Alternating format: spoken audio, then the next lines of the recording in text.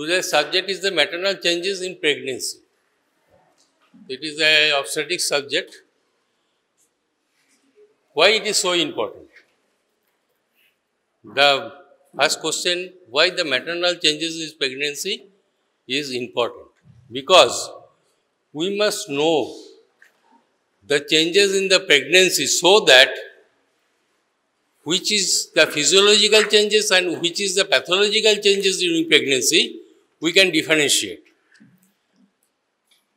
Just for example, I am telling you one thing. Almost 3/4 of the patient during late pregnancy suffers from slight degree of dyspnea. You know dyspnea, that is shortness of breath, but it is physiological. Why it is physiological, I will explain you later. But if you think that all dyspneas are pathological, then the physiological cases will be treated inadvertently. So we must know what are the physiological changes, and if there is any changes that may be a physiological or pathological, you must know how to differentiate the changes from a pathological one. Almost every systems of the body, intestinal system, even locomotive systems, these are all, there are some deviation from the normal physiology.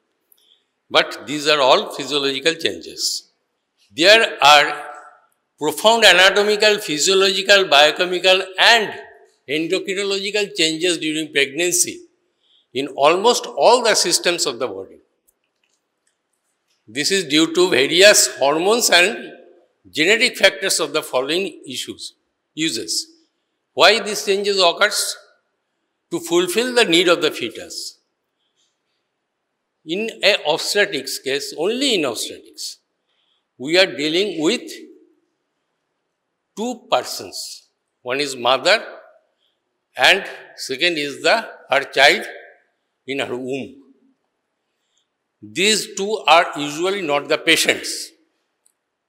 This is the physiological process from the very ancient age of the ancient years. It is going on, physiological changes. But we doctors, we the physicians, we are only standby to identify the physiological changes and to treat the patient or her baby if there is any deviation and which is the pathological one, to provide conditions favorable for the development and growth of the fetus, to prepare the body for the labor and lactation. These are the changes, these physiological changes occurs on the principles of these 3 points. The mother prepared. Other thing I should mention in this point, that mother is prepared also psychologically. This is a very newer domain, so that the mother, the girl become a mother. There is an immense difference, because she has a great responsibility. Before that, there was no responsibility. But after the birth of the child, she has to bear all the responsibilities of her child, and she needs some psychological makeup or psychological adjustment for this reason. So, there is also a psychological work. Do you know what is puerperia? You are the fresh batch, na? Gynae obstetrics class so just shuru hoyeche tomader, tai to? Do you know what is puerperia? Yesterday jara class e eschile tara du ekjon acho ekhane keu? Tade bolechilam puerperia ki? Jara outdoor e eschile. What is puerperia? Period after delivery. Huh? So, period after delivery, there are some psychological part ache, kichu ache, jemon dhoro je kichuta deviation from the normal psychological factor. Emonki, sometimes there is a severe degree of psychological embarrassment occurs. Sometimes the mother suffers from the puerperial psychosis also. These are, so psychological makeup is also very important. Now, the first system which we should concern that is the reproductive system, vulval vagina. There are some signs appears into the vulva and vagina. These, in the ancient time, these signs are usually used for the diagnosis of pregnancy. But nowadays, diagnosis of pregnancy is very easy. It is only a matter of a kit. It is available in the market and you do the kit test and you will diagnose the pregnancy. But there are fallacies. The general persons will diagnose it by a kit, but there may be some fallacies, some abnormalities, some interpretation problems are there. So these have to be. So what are the changes occurs?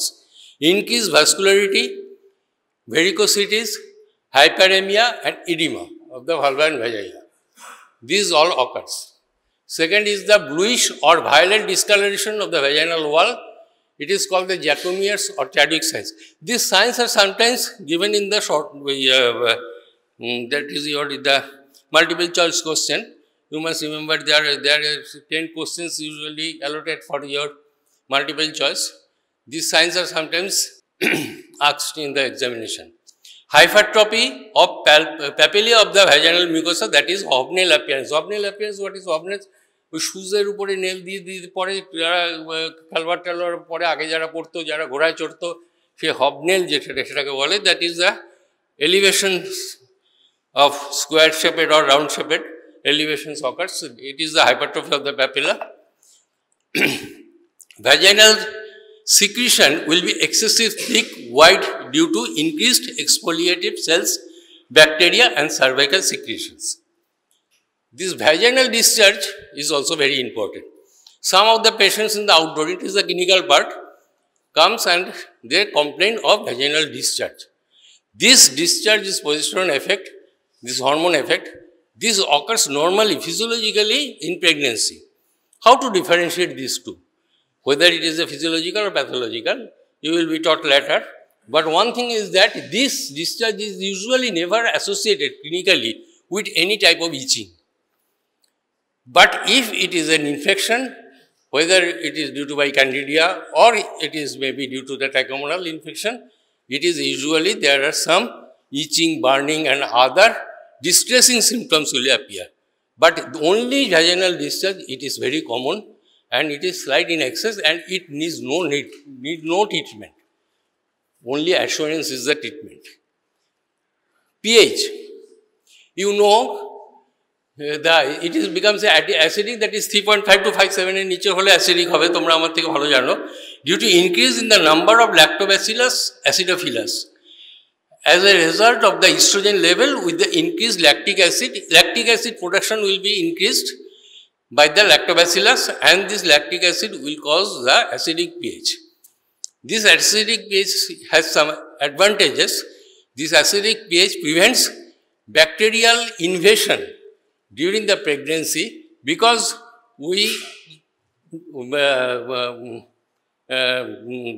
God has been prepared the womb in such a way that it should be protected from the outer any infection. যদি ইনফেকশনটাকে prevent করার জন্য যত রকম process আছে সেগুলো করার জন্য acid পিএইচটাকে normally সাধারণত এটা অ্যাসিডিক মাইল্ড অ্যাসিডিক থাকে, কিন্তু এটা মোর অ্যাসিডিক হয়ে যায়, 3.5 পিএইচ হয়ে যায়। Acidic pH reduces the growth of pathological bacteria, that is the same thing. Vaginal cytology, excessive navicular cells which are ovoid with elongated nuclei due to high progesterone level. What is the hormone of pregnancy? That is maintain the pregnancy. What is that? What is the hormone? Progesterone. Progesterone is the hormone that maintains the pregnancy. এটা তোমরা সবাই জানো। আর oestrogen তাহলে কি? Oestrogen থাকে? Estrogen is also there, but the progesterone is usually the hormone producing, because what is the function of progesterone? Progesterone usually relaxes the smooth muscles and it causes the retention of the product of conception. Uterus. Abundant growth occurs in all parts of the uterus, body, isthmus, cervix, to accommodate the developing fetus. প্রত্যেকটা জায়গা বাড়তে থাকে। What is isthmus? Anatomy question. Junction of the body and the cervix. It is also called externally the internal os, তাই তো? পড়েছো না অ্যানাটমিতে? এবার internal লসের দুটো পার্ট আছে, একটা অ্যানাটমিক্যাল ইন্টারনাল লস, একটা ফিজিওলজিক্যাল হিস্টোলজিক্যাল ইন্টারনাল লস আছে তো? তোমরা কি শুনেছো এরকম কোনো differentiation anatomical internal os and histological internal os? The internal লসের ওপরে যে লাইনটা একটা পোর্শন, এটা it is approximately 0.5 centimetre anatomically before pregnancy, non pregnant state, and upper line is the anatomical internal loss and lower is the histological internal loss. Anatomical internal loss, it is the actual closure, and histological, that is the differentiation of the histological part of the histology of the two parts. This anatomical and histological internal loss, it is the isthmatic portion. Why I am telling it? In clinical this part will form the lower uterine segment. শুনেছো কোনোদিন? That forms the lower uterine segment. This lower uterine segment তোমাদের প্রত্যেকটা গাইনিতে সবসময় অবস্টেট্রিক্সে সবসময় আসতে থাকবে। Lower uterine segment in labour it is very important. Lower uterine segment হচ্ছে ইউটেরাসের ওপরের একটা সেগমেন্ট হয়ে যায়, লেবারে যখন যায় নিচের একটা সেগমেন্ট, ওপরের পার্টটা অ্যাক্টিভ হয়, ইট কন্ট্রাক্ট ইউজুয়ালি, আর লোয়ারটা it is a passive part, it usually accommodate the conception, product conception অথবা যেটা ফিটাস যেটা সেটাকে অ্যাকোমোডেট করে। লোয়ার পার্টটা কিন্তু অ্যাক্টিভ নয়। এই পার্টটা তৈরি হয় ইসমাস থেকে। এই যে 0.5 centimetre, it becomes almost 5 to 10 centimetre at the time of labour. এতটা বেড়ে যায়। এই জন্য ইসমাস ইজ ইম্পর্টেন্ট পার্ট। যাই হোক, সেটা clinical paper. Shape changes early in pregnancy, the uterus retained is pear shaped. Pear shaped একটা অ্যাপিয়ারেন্স থাকে, এরকম একটা গোল মতো, এটা লম্ব মতো। তোমরা সবাই ইউটেরাসে নর্মাল ইউটেরাস দেখেছো। But in the fetus grow it becomes more globular and eventually it takes part of a rounded shaped, তাই তো? ক্লিনিক্যাল সাবজেক্টে যখন যাবে, when you go to the bedside, when you get a term size pregnancy, there is a height, একটা ফান্ডাস বলে তো, height of the ফান্ডাস বলে। ক্লিনিক্যালে যখন তোমরা ক্লাস করবে, তোমরা যখন বেডসাইডে যাবে, পেশেন্ট পেলে পেশেন্ট ভালো, না হলে ম্যানিকিউর, যেখানেই হোক, হাইট অফ দ্য ফান্ডাস আমরা দেখি। Then the uterus usually take a shape of a globular, মানে গ্লোবুলার শেপ। এই শেপগুলো নানারকমভাবে চেঞ্জ হয়। লঙ্গিচুডিনাল যদি থাকে বাচ্চা, তাহলে সাধারণত লঙ্গিচুডিনাল থাকে 99.5%, তাহলে গ্লোবুলার হয়। অনেক সময় ট্রান্সভার্স থাকে বেবি, সেক্ষেত্রে গ্লোবুলার হয় না, অনেক সময় ট্রান্সভার্সলি একটা শেপ হয়। This shape is sometimes change, but it is the normal shape, it is becomes a globular shape. Fundal height, এটা জানো তোমরা। ফান্ডাল হাইট হচ্ছে as the uterus এক্সপ্যান্ডস, the ফান্ডাস top of the uterus rises progressively, which can be used as the estimation of the gestational age.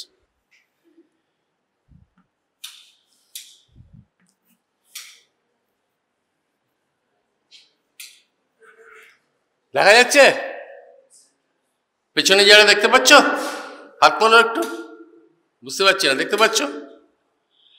What is this? This is GP sternum. And this is the symphysis pubis. This is symphysis pubis. This is sternum.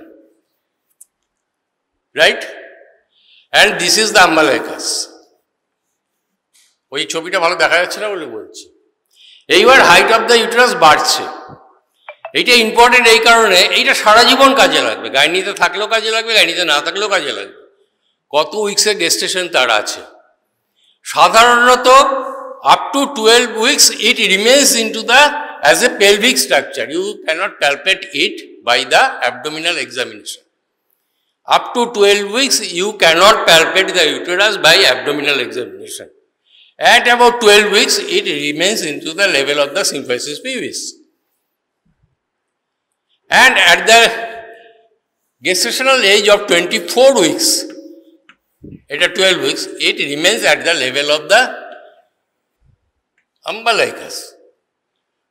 আমি আবার বলছি, if the normal fetus, normal liquor জানো তোমরা liker কাকে বলে? যেটার ভেতরে যে ব্যাগের মধ্যে, মেমব্রেনের ব্যাগের মধ্যে যে জলটা থাকে সেটাকে লাইকার বলে। নর্মাল যখন হবে সেগুলো আমরা সব নর্মাল বলছি। At the 24 weeks it is at the level of the umbilicus.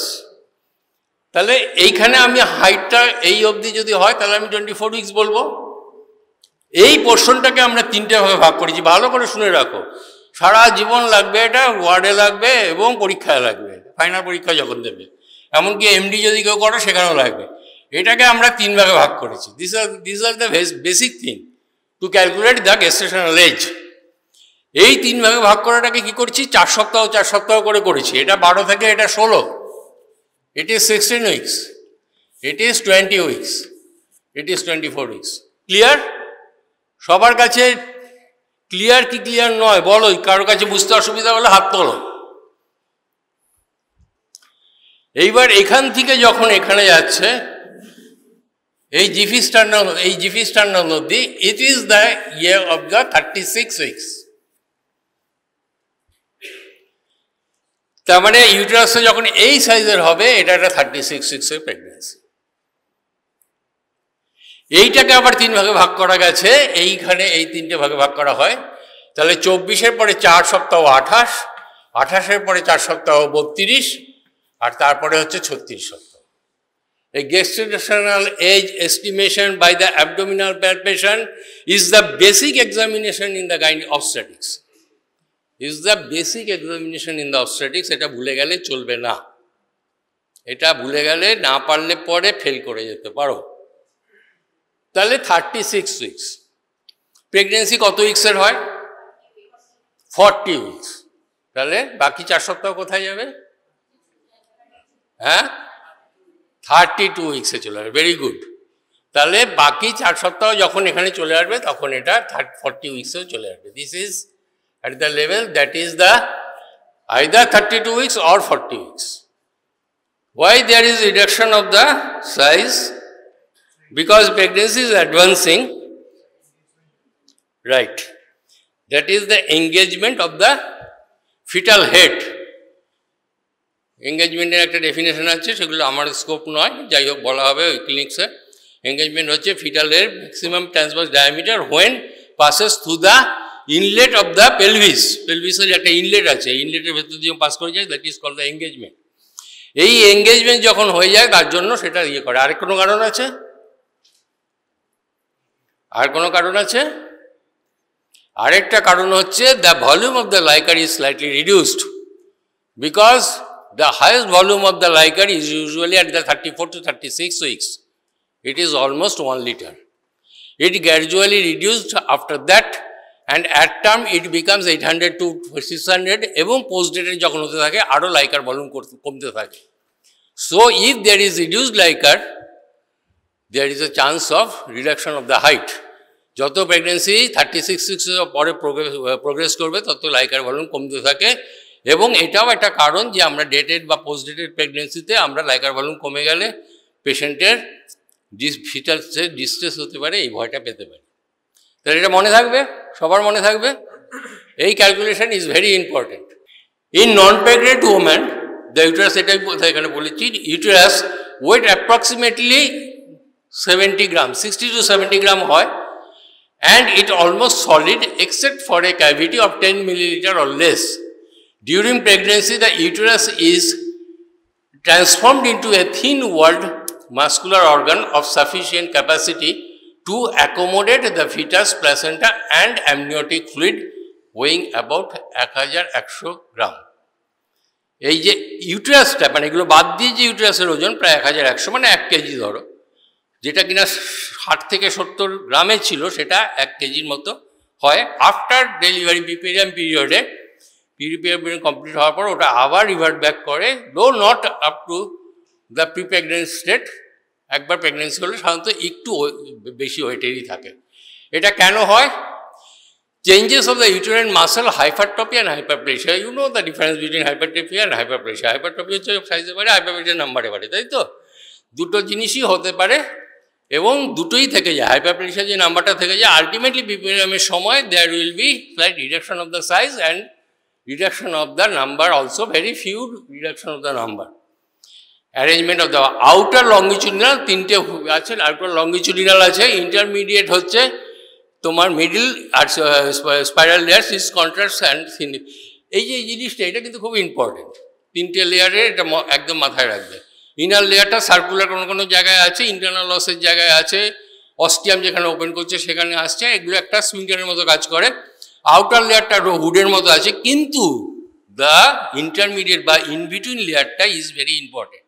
It remains in a crisscross manner, এইভাবে থাকে। ইট ইজ দ্য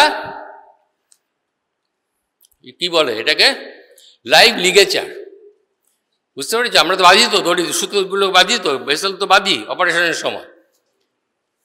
ওপরওয়ালা যেই হোক না কেন, সে ভগবান হোক, আল্লাহ হোক, গড হোক, যেই হোক, সে ভেবে রেখেছে অন্য জিনিস, সে ভেবে রেখেছে কখন বাঁধবে, কি করবে, মানুষ হয়তো ইয়ে হবে, আমি দিয়ে রাখলাম এরকম লিগেচার, লিভিং লিগেচার এইরকমভাবে। এর ভেতর দিয়ে ভেসেলগুলো গেছে। অ্যান্ড যখনই ইউটেরাসটা বড় থেকে যখনই বেবিটা বেরিয়ে গেল, ইউটেরাসটা কন্ট্যাক্ট করলো, this ligature will contract, live ligature, and it acts as a ligation of the vessel, so that কি হয়, ডেলিভারি পরে আমরা সবচেয়ে বেশি ভয় পাই কাকে, postpartum haemorrhage. It prevents the postpartum haemorrhage. তুমি কিছু করার আগেই ওপরওয়ালা করে রেখে দিয়েছে। এবার ওপরওয়ালা যেটা করে রেখেছেন সেটা যখন প্যাথোলজিক্যাল জায়গায় গেছে তখন আমরা হিমশিম খাচ্ছি, এবং উনি যেটা ঠিক করে দিয়ে গেছেন সেটা যদি ঠিকঠাক কাজ করে আমরা আরাম করে ঘুমাচ্ছি, চা খাচ্ছি। বুঝতে পেরেছ তো? তাহলে এই যে ইন বিটুইন লেয়ার, এই যে crisscross manner, it is very important to prevent any excess blood loss after the delivery. ঠিক আছে?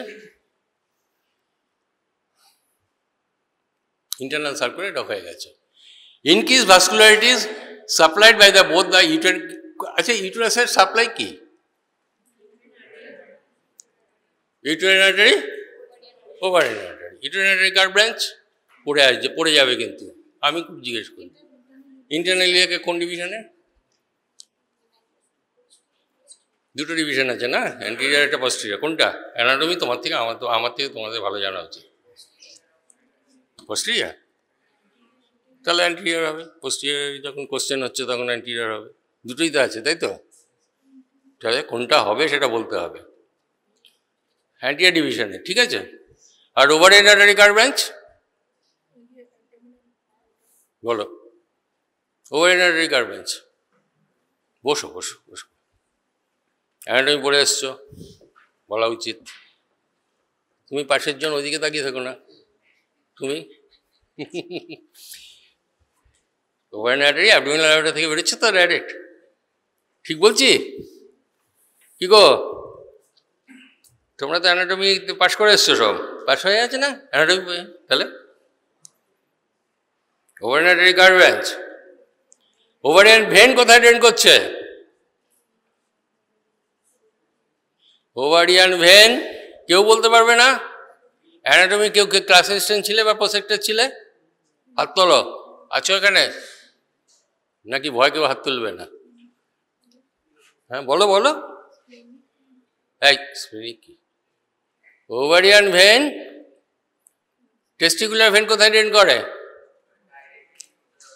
রাইট, বলো, কে বলছো?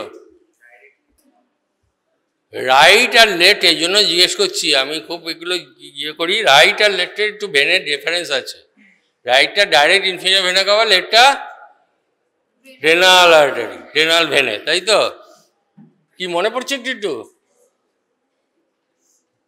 দুঃখ পাওয়ার কিছু নেই, ডাক্তারিটা এরকমই সাবজেক্ট। আজকে পড়বে, কালকে অভ্যাস না থাকলে পরে মাথা থেকে বেরিয়ে যাবে। হ্যাঁ, দুঃখ পাওয়ার কিছু নেই, আমাদেরও এরকম হতো, কিছু অসুবিধার কিছু নেই, ফ্রাস্ট্রেশন হওয়ারও কিছু নেই।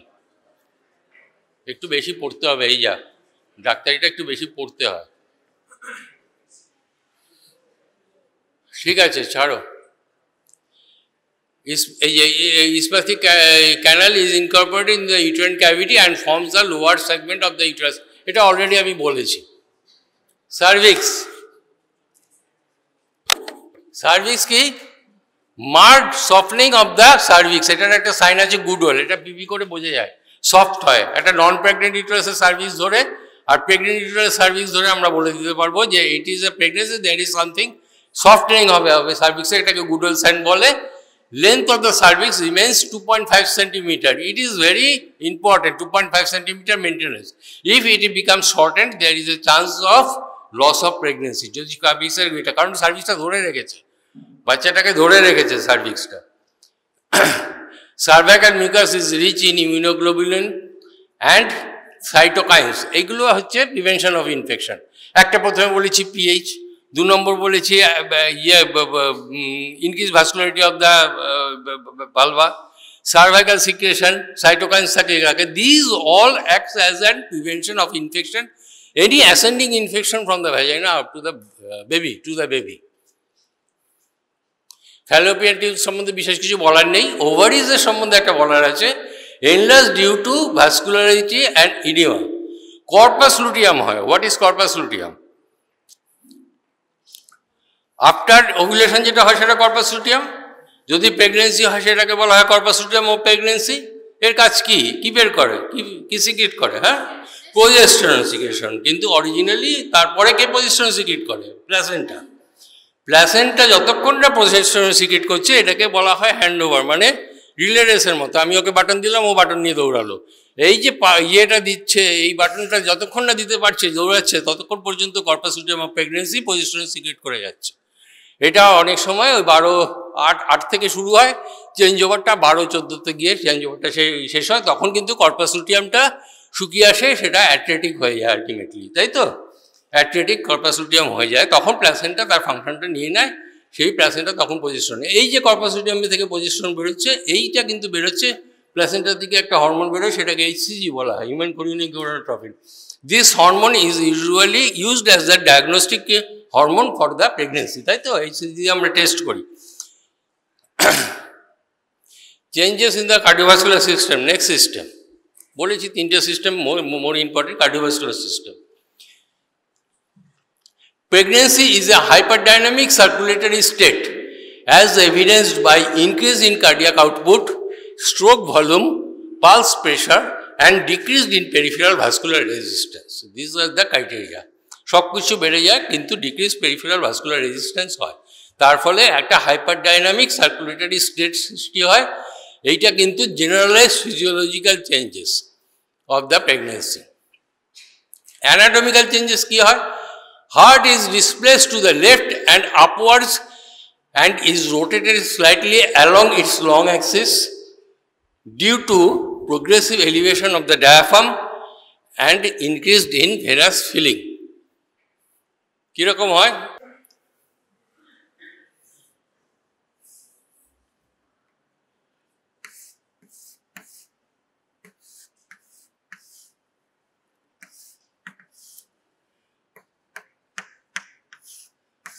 এই ফিফথ স্পেসে সাধারণত অ্যাপেক্সটা এরমভাবে, হার্টটা এরমভাবে থাকছে, এইভাবে। এইটা রোটেট করে ফোর্থ স্পেসে চলে যায় এবং একটু আউটওয়ার্ড ডেভিয়েশন হয়। এইটা আগে ছিল, এইটা এদিকে হয়। সো এইটা মিড ক্যাভিকুলার লাইনের জাস্ট মিডিয়ালি থাকে অ্যাপেক্সটা। It usually rotate upwards and laterally, it goes up to the fourth intercostal space and it remains slightly outwards than that of the midclavicular line. আর এটা একটু ডেক্সট্রোরোটেশন হয়ে যায়।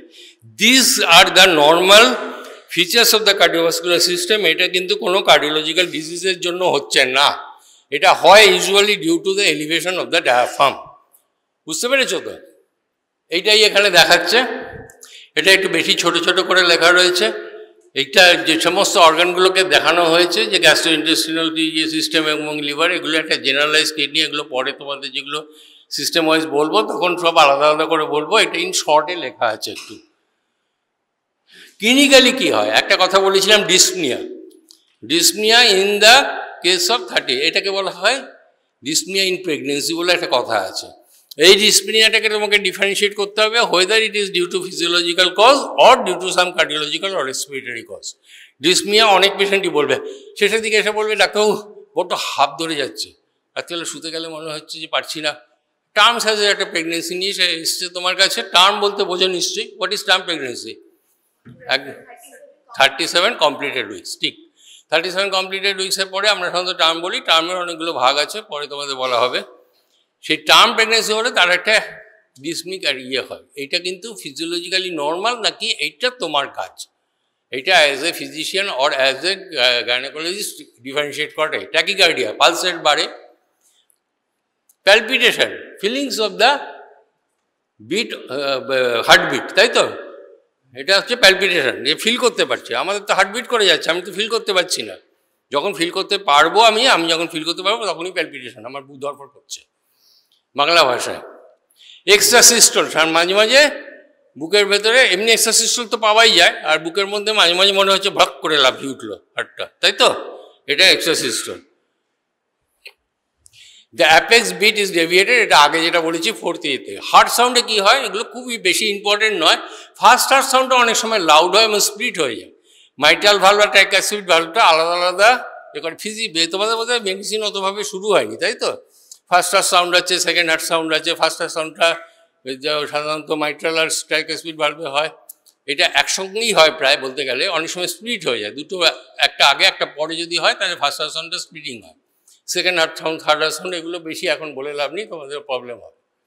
মারমার হয়, মারমারটা একটু মনে রাখো। What is মারমার? মারমার জানো তোমরা কেউ? মারধর করার ব্যাপার নয় কিন্তু এটা। মারমার, মারমার মানে হচ্ছে একটা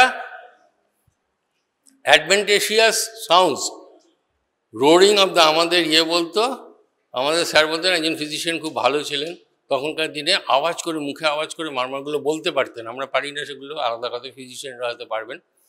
রোরিং অফ দ্য ক্যাট, যখন মানে সাধারণত রোরিং অফ দ্য হয় তোমার টাইগার হয়, এটা যখন বিড়ালে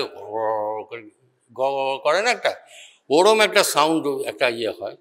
আমি হয়তো ভুলও বলতে পারি, এখন ফিজিশিয়ানরা আরও ভালো বলতে পারেন। ওই রকম সাউন্ড হচ্ছে adventitious sound. This sound is usually not present during normal pregnancy. এই সাউন্ডগুলো নানা কারণে হয়। কারণ কী হয়, ধরো এটা একটা ভালভ আছে, ভালভের ভেতর দিয়ে ব্লাডটা এই পাশ থেকে অ্যাট্রিয়াম থেকে ভেন্ট্রিকেলে যাচ্ছে। যদি অ্যাপারচারটা ভালো হয় তখন হুশ করে চলে গেল, যদি অ্যাপারচারটা ন্যারো হয় তখন যাওয়ার সময় সে একটা ওই রকম একটা রোরিং সাউন্ড হয়ে চলে যাচ্ছে। So there is a mitral stenosis stenosis বলি আমরা, এগুলো হলে পরে অনেক সময় অ্যাডভেন্টেশন বা রোরিং সাউন্ড। এই মারমারগুলো it is not a physiological one, normal আমার তোমার এই ইয়েতে পাওয়া যাবে না, বা যার হার্ট ডিজিজ নেই তার পাওয়া যাবে না। কিন্তু প্রেগনেন্সিতে অনেক সময় মারমার অ্যাপিয়ার করে। এই জন্য এটা ইম্পর্টেন্ট যে যদি কোনো কারণে কোনো মারমার অ্যাপিয়ার করে প্রেগনেন্সিতে, তাকেই যে সঙ্গে সঙ্গে বলতে হবে এর হার্ট ডিজিজ আছে তা নয়।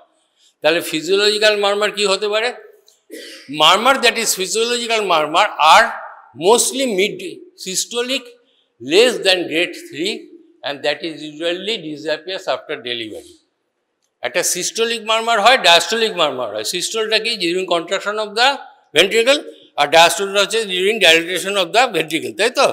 এই সিস্টোলের সময় যদি কোনো মারমার হয়, সেই মারমারটা নর্মাল পেশেন্টের, নর্মাল কারোর হবে না, কিন্তু প্রেগনেন্সিতে একটা মিড ডায়াস্টোলিক হবে, এবং তার কতগুলো গ্রেড আছে, 1, 2, 3, 4, সাধারণত 1 বা 2 গ্রেডের হবে। গ্রেডগুলো কি সেগুলো ভালো করে পরে পড়বে, এখন বলছি না। তার মানে মারমার যেটা আছে সেইটা কিন্তু ফিজিওলজিক্যাল মারমার কিন্তু হতে পারে, সেটা তোমাকে ভাবতে হবে। মারমার থাকলেই যে সেটা কার্ডিয়াক ডিজিজ, আমরা সাধারণত অ্যাজ এ ফিজিশিয়ান তোমাদের বলবে যে মারমার কি, তাহলে কোনটা প্যাথোলজিক্যাল সেটা তোমাকে জানতে হবে। মিড সিস্টোলিক মারমার, যদি কিনা systolic ejection murmur, soft diastolic murmur, memory murmur এগুলো হয়, এগুলো তোমাদের অতটা বেশি বলতে গেলে তোমাদের একটু অসুবিধা হবে। Cardiac output increased due to, cardiac output কি? Heart rate, right, heart rate into stroke volume. স্ট্রোক ভলিউমটাও বাড়ে, হার্ট রেট প্রায় একই থাকে বা একটু ট্যাকিকার্ডিয়া আগে বলেছি, কাজেই তার গুণফলটা কার্ডিয়াক আউটপুট বেড়ে যাবে। আমি তো আগেই বলেছি ইট ইজ এ হাইপারডাইনামিক স্টেট, তাহলে হাইপারডাইনামিক স্টেটে কার্ডিয়াক আউটপুট বাড়বে, ইনক্রিজ পালস রেট হবে, এর জন্য বাড়বে partial increase in the stroke volume, একদম কথা পালস রেট আর আউটপুট। তাছাড়া কি? Mark fall in the peripheral vascular resistance, যদি রেজিস্ট্যান্স থাকে তাহলে তো যেতে পারবে না বেশি। রেজিস্ট্যান্সটাও ভাস্কুলার রেজিস্ট্যান্সটা কি হয়? স্মুথ মাসেল রিল্যাক্সেশন, সমস্ত বডির স্মুথ মাসেলগুলো রিল্যাক্স করতে থাকে, কার জন্য? পজিস্টেরন এফেক্টের জন্য। এই পজিস্টেরন এফেক্টের জন্য যেগুলো পেরিফেরাল ভাস্কুলার রেজিস্ট্যান্স যখন কমে যাচ্ছে, তখন কিন্তু এইটার আউটপুটটাও আরও বেশি হচ্ছে। একটা নালীর এপাশ থেকে ওপাশে জল যাচ্ছে, সেই নালী যদি ব্লকেজ থাকে তাহলে কি জল বেশি যেতে পারবে? পারবে না। যদি খোলা থাকে যেতে পারবে। এই তো বা ইয়ের উপরে, এই যে স্টেনোসিস হচ্ছে, বড়নি বাড়িতে কারোর আত্মীয় স্বজন তো নিশ্চয়ই হয়, স্টেন্টিং হয় না, হার্ট ব্লক হয়ে আছে, স্টেন্টিং করতে হবে বলে তো, কি করে স্টেন্টিংটা? আর কিছুই না, স্টেন্টিংটা হচ্ছে একটা ব্লকেজ হয়ে আছে, ওখানে অ্যাথেরোস্ক্লেরোসিস হয়, ব্লকেজটাকে পাস করে একটা স্টেন্ট ঢুকিয়ে দেয়। তার মানে কি সেই জায়গাটা যাতে ফ্লোটা হয়, এবার ফ্লো যদি ওপেন থাকে, বেশি ডাইলেটেশন হয়, তাহলে বেশি ব্লাড যাবে। Increase in contractility, cardiac output increases in labour. এইবার হচ্ছে যে আস্তে আস্তেই কার্ডিয়াক আউটপুট বাড়তে থাকে। কার্ডিয়াক আউটপুট বাড়াটা কিন্তু খুব ইম্পর্টেন্ট, কারণ সমস্ত নর্মাল মানুষের একটা কার্ডিয়াক আউটপুট নেওয়ার একটা ক্ষমতা আছে, তাই তো? একটা ডিজিজ হার্ট, সে কিন্তু কার্ডিয়াক আউটপুট নেওয়ার ক্ষমতা তার কম, তাই তো? স্বাভাবিক ব্যাপার, সে কার্ডিয়াক আউটপুট নিতে পারবে না। তখন কী করবে? তার যখন ফাংশনটা বেশি করতে আরম্ভ করবে, সে তখন আর পারবে না করতে, তখন সে আস্তে আস্তে টায়ার্ড হয়ে যাবে, সেটাকে আমরা বলি হার্ট ফেলিয়ার, তাই তো? হার্ট ফেল করে যাচ্ছে, হার্ট আর পারছে না করতে।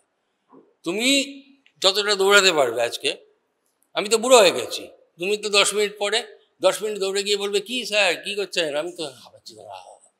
তার কারণ কি? আমার তো ওই ক্ষমতাটা নেই আর। তাহলে যে ডিজিজ হার্ট আছে, তার তো সেই ক্ষমতাটা থাকছে না। সেই জন্য সেই জায়গাটায় সেই যে আর কার্ডিয়াক আউটপুটটা বাড়ছে, that should be accommodated by that of the heart. Heart should be so at least ওইটুকু অবধি তার হেলদি থাকতে হবে, যতটুকু সে এই কার্ডিয়াক আউটপুটটা বাড়ার জন্য তার যে ফাংশনটা করতে হচ্ছে। সেই জন্য তোমরা যখন পড়বে ফিজিশিয়ানে দেখবে যে হার্টের ইয়েটা গ্রেড 1, গ্রেড 2, গ্রেড 3 নানা রকম ফেলিওরের রেট আছে। গ্রেড 1 অবধি হলে আমরা অত ভয় পাই না, গ্রেড 3, 4 হলে পরে ফেলিওরের চান্স বেশি থাকে, because of blood expression from that of the uterus during. আচ্ছা, এই কেন এটা হচ্ছে বাড়ে? যত বাড়ছে ইউটেরাসের সাইজ, ফিটালের ডিমান্ড বাড়ছে, কার্ডিয়াক আউটপুট বাড়ছে, তত বেশি কার্ডিয়াক ভলিউম বাড়ছে, এই ব্লাড ভলিউম বাড়ছে কিছু কিছু। এই ব্লাড ভলিউম বাড়ার জন্য কার্ডিয়াক লোড নিতে হচ্ছে, হার্ট এখন বেশি ওভারলোড, তাহলে কার্ডিয়াক আউটপুট বাড়ছে, বাড়তে 50% মতো 32, 36 হয়, তারপর একটা প্লেটু থাকে। তারপর জাস্ট একটা ডেলিভারি আবার কার্ডিয়াক আউটপুটটা আরও হঠাৎ বেড়ে যায়। সেই জন্য তোমরা যখন ক্লিনিক্সে যাবে, যে ক্লিনিক্সে আমাদের যখন যাবে, তখন আমরা জিজ্ঞেস করবো যে হার্ট ফেলিওর, যেটা হার্ট ডিজিজড হার্ট আছে, যার ফেলিওর হওয়ার চান্স আছে, কোন সময়টা সবচেয়ে বেশি হয় আমি জিজ্ঞেস করবো। তখন তোমরা বলবে যে 32, 34 উইক্সে হয়, তবে ম্যাক্সিমাম হয় জাস্ট আফটার ডেলিভারি। কেন ডেলিভারি পরে হয়?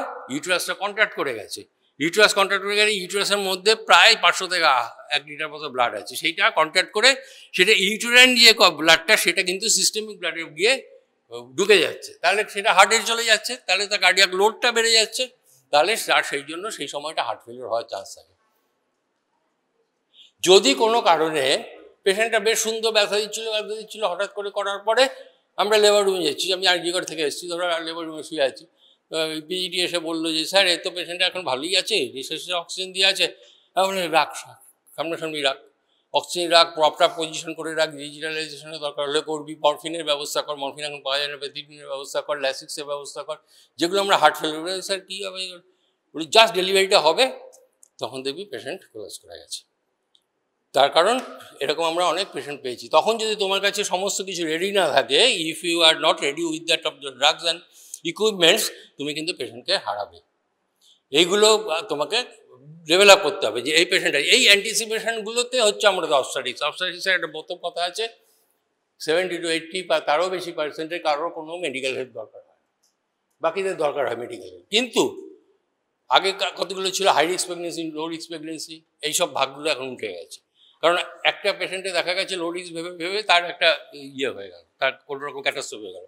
So every patient should be treated as a emergency one, and প্রত্যেকটা পেশেন্টের জন্য তোমাকে প্রিপেয়ার থাকতে হবে। হ্যাঁ, হাই রিস্ক, যার একটা কার্ডিয়াক ডিজিজ আছে, তাকে তো নিশ্চয়ই একটা তার প্রবলেম হতে পারে, তাকে আগে থেকে একটা প্রিপেয়ার থাকতে হবে। কিন্তু এমন নয় যে একটা নর্মাল প্রেগনেন্সি কিছুই হবে না। নর্মাল প্রেগনেন্সি, একদম নর্মাল প্রেগনেন্সি, সেবা সদনে কাজ করার সময় আমি দেখেছি একদম নর্মাল প্রেগনেন্সি, মাল্টিগ্রাভিডা পেশেন্ট ডায়েট, আমি কিচ্ছু করতে পারিনি, 15 মিনিটের মধ্যে ডায়েট হয়ে গেছে, পিপিএইচের জন্য কলের মতো ব্লিড করেছে, ভেতরে হাত দিয়ে থেকেও বন্ধ করতে পারিনি, ততক্ষণে ওটিতে তোলারও সময় পাইনি। বুঝতে পেরেছ তো? কাজে you must be prepared from every ইয়েতে, সমস্ত কিছু তোমাকে রাখতে হবে প্রিপেয়ার, যে এইরকম একটা ঘটনা ঘটতে পারে। এই জন্যই cardiac following delivery there is an imminent rise of cardiac output. এই যে কথাটা বললাম ওটাই লেখা আছে, blood pressure product of cardiac output and the systemic vascular resistance. যেহেতু ভাস্কুলার রেজিস্ট্যান্সটা কমে যায়, কার্ডিয়াক আউটপুটটা বাড়লে পরেও অনেক সময় মিড ট্রাইমেস্টার, মাঝামাঝি সময় অনেক সময় slight fall of blood pressure হয়, আবার সেটা নর্মালাইজ হয়ে যায়, কিন্তু কখনো হাই হয় না। হাই হলে কি হয়, কালকে যারা এসেছিলি বলেছিলাম হাইপারটেনসিভ ডিসঅর্ডার ইন প্রেগনেন্সি একটা গ্রুপ আছে, সেটাকে এক্ল্যাম্পসিয়া প্রিএক্ল্যাম্পসিয়া বলে, যেটা প্রেগনেন্সিতে একটা ইউনিক ডিজিজ, ঠিক আছে। গেস্টেশনাল মেডিয়েটেড স্মুথ মাসেল রিল্যাক্সেশন এগুলো যাচ্ছে। সুপাইন হাইপোটেনশন সিনড্রোম বলে একটা কথা আছে। It is why it occurs if the patient lies on her back, the pregnant uterus give pressure on her on the inferior vena cava and causes the reduced drainage of the blood into the heart and reduce the cardiac output. তার ফলে পেশেন্টের অনেক সময় একটা loss of consciousness হতে পারে, hypotension হতে পারে, সেইটাকে বলা হয় সুপাইন হাইপোটেনশন সিনড্রোম। এটা আলাদা করে এখানে মেনশন করেছি because you must be conscious as a clinician that may occur. You have to change the posture, only make the patient slightly tilt so that the uterus do not pressurize on that of the inferior vena cava and the symptoms will improve. এটা supine hypotension syndrome কিন্তু করা হয় due to compression of the inferior vena cava, এই কথাই বলেছি। Treatment is the lateral front position, oblique position. Respiratory system, this is the, এইটা আজকে পড়াবো, পরের দিন আবার অন্য সিস্টেমগুলো পড়াবো। তিনটে সিস্টেম আজকে পড়াবো, তাহলে পড়ানো হবে না। অ্যানাটমিক্যাল চেঞ্জেস কি হয়, লোয়ার রিস্ক flare out with subcostal angle widen from 68 degree to 102 degrees. Transverse diameter of the cage increases by 2 centimeter, transverse ডায়ামিটারটা করে, আর ডায়াফ্রামটা 4 সেন্টিমিটার মতো উঠে যায়। The diaphragm edge by 4 centimetre, thoracic সার্কামফারেন্সটা ইনক্রিজ করে 6 সেন্টিমিটার। আলটিমেটলি ভলিউমটা কিন্তু অলমোস্ট সেম থাকে, বুঝতে পেরেছো তো? আর আলটিমেটলি যে ভলিউমটা সেটা কিন্তু অলমোস্ট সেম থাকে। তার কাজটা করবে, তার মানে কি ব্রিডটা উঠে যাচ্ছে, ট্রান্সভার্সি ডায়াফ্রামটা একটু উঠে যাচ্ছে 4 সেন্টিমিটার, ট্রান্সভার্সটা বাড়ছে 2 সেন্টিমিটার মতো, সার্কামফারেন্সটা বাড়ছে, অ্যাঙ্গেলটা বাড়ছে, এটা বেড়ে আলটিমেটলি ভলিউমটা অলমোস্ট সেম থেকে যায়। এই যে ছবিটা দেখিয়েছি, ইউটারাসে ইয়ে করছে, প্রেশারাইজ করছে, এটাই। ফাংশনাল চেঞ্জেস কি হয়, ফাংশনাল কি কি চেঞ্জ হয়? Pregnancy induces certain degree of hyperventilation, আগেই বলেছি ডিসমিয়া ইন প্রেগনেন্সি বলে একটা কথা আছে। Possibly due to central action of progesterone which lowers the threshold and increases the sensitivity of the chemoreflex response to carbon dioxide. Chemoreceptors থাকে তো, carotid chemoreceptors আছে, নানা রকম আছে, সেখানে কি হয় তাদের তো সেন্সিটিভিটি থাকে, অক্সিজেন স্যাচুরেশন কত আছে, কার্বন ডাইঅক্সাইড স্যাচুরেশন কত আছে, সেটার উপরে তাদের সেন্সিটিভিটি থাকে, তাদের ইনক্রিজ সেন্সিটিভিটি হয় কার্বন ডাইঅক্সাইড। অর্থাৎ কার্বন ডাইঅক্সাইড একটু বাড়লো কি বাড়লো না, তার আগেই সে সেন্সিটিভ হয়ে গেল। এটার একটাই advantage, so that the patient should never goes into the hypoxic state. যদি সে হাইপক্সিক স্টেটে চলে যাওয়ার মতো পরিস্থিতি হয় তাহলে সে আগে থেকে জানান দেবে। এবং পেশেন্টের এমনি প্রেগনেন্ট পেশেন্টের hypoxic state is very important. Mother হয়তো স্ট্যান্ড করে নেবে কিন্তু বেবি স্ট্যান্ড করতে পারবে না। Baby needs a actual adequate amount of oxygen supply. সে তো মার কাছ থেকে পাচ্ছে, সে তো বাড়ি থেকে আর খাবার কিছু পাচ্ছে না, আর বাইরে থেকে কী পাচ্ছে, খাবার আর অক্সিজেন, তাই তো? তার মায়ের যদি সাপ্লাই কম দিতে না পারে সে তো গেল সেখানে।